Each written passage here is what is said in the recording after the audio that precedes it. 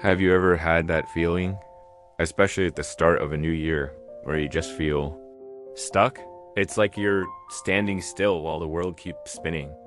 You see others moving forward, achieving things, and you're just there. It's a quiet, heavy feeling. It's not about being lazy. In fact, a lot of us who feel this way are working incredibly hard, but it feels like we're just spinning our wheels, not really going anywhere. It's easy to look for a big, dramatic reason why we're stuck. Maybe we think we need some huge burst of motivation, some life-altering event to shake things up. But more often than not, it's not about the big moments. It's about the small, quiet decisions we make every single day. It is the collection of tiny choices that either keeps us stuck or starts to build a path out. Think about it. We all know what we probably should be doing. We know we should exercise, eat a little better, read that book, work on that project. But when the moment comes, it feels easier to just stay comfortable. Our comfort zone is, well, it's comfortable, it's predictable. There's no risk, no chance of failure, no uncertainty, but there's also no growth. Our comfort zone is like a warm, cozy room, but the door is locked from the inside. We hold the key, but we're afraid to use it. And that's a big part of it, isn't it? Fear. The fear of change, the fear of the unknown, the fear of what happens if we try and it doesn't work out. What if we start that new habit and fail after 3 days? What if we apply for that job and get rejected? What if we start that creative project and no one likes it? That fear can be paralyzing. It whispers to us that it's safer to just stay where we are. Better the devil you know, right? But here's the thing about fear. It gets smaller when you walk towards it. It's this huge shadowy figure when you're looking at it from a distance, but as you get closer, you realize it's not as big as you thought. The first step is always the hardest. After that, it's just one more step and then another. This is where discipline comes in. And I know the word discipline can sound harsh, like a drill sergeant shouting in your face. But that's not what I mean. I'm talking about a gentle, quiet discipline. It's the act of choosing what you want most over what you want now. It's the quiet promise you make to yourself. It's choosing to do the 5-minute workout even when you don't feel like it. It's writing one paragraph even when you don't feel inspired. It's choosing the apple over the chips, just for today. Motivation is fleeting. It's a wonderful feeling, like a gust of wind at your back, but you can't rely on it. It comes and goes. Discipline is what you do when the motivation isn't there. It's the system you build. Consistency is what turns those small, disciplined actions into real, tangible results. It's not about one heroic effort.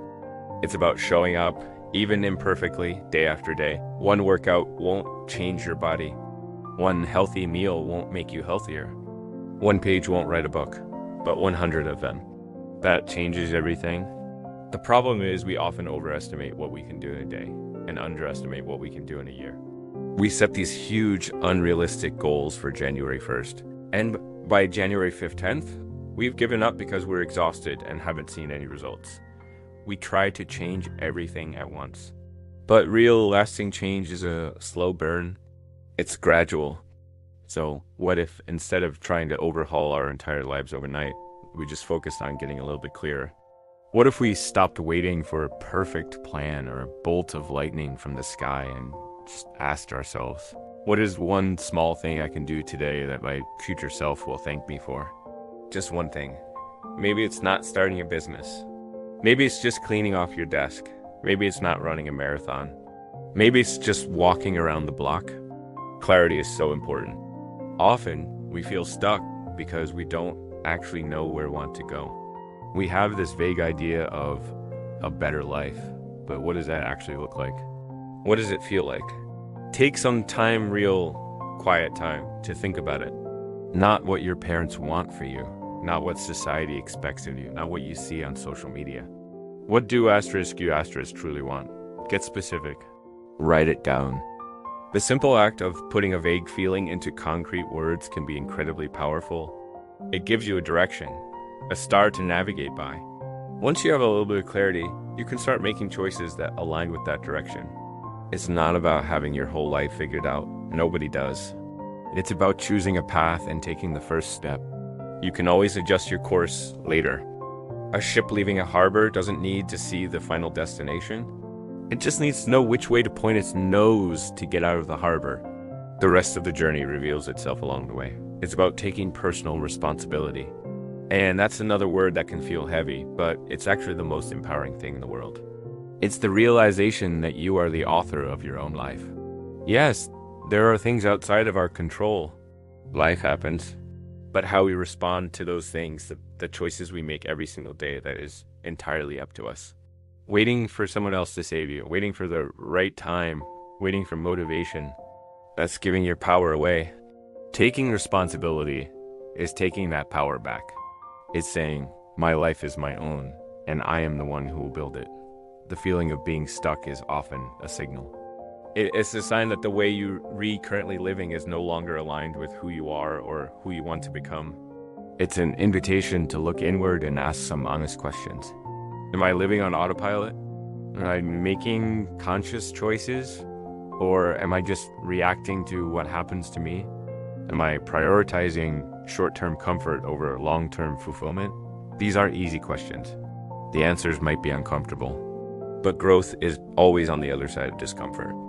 Every great story has a chapter where the hero is lost, where they face a challenge that seems insurmountable. This feeling of being stuck, this is that chapter. But it's not the end of the story. It's the part where you get to decide what happens next. So let go of the pressure to have it all figured out. Let go of the idea that you need to make a giant leap. All you need to do is make one small conscious decision today. Just one. What could it be? Maybe it's putting your phone away an hour before bed. Maybe it's lacing up your sneakers and just standing outside for 5 minutes.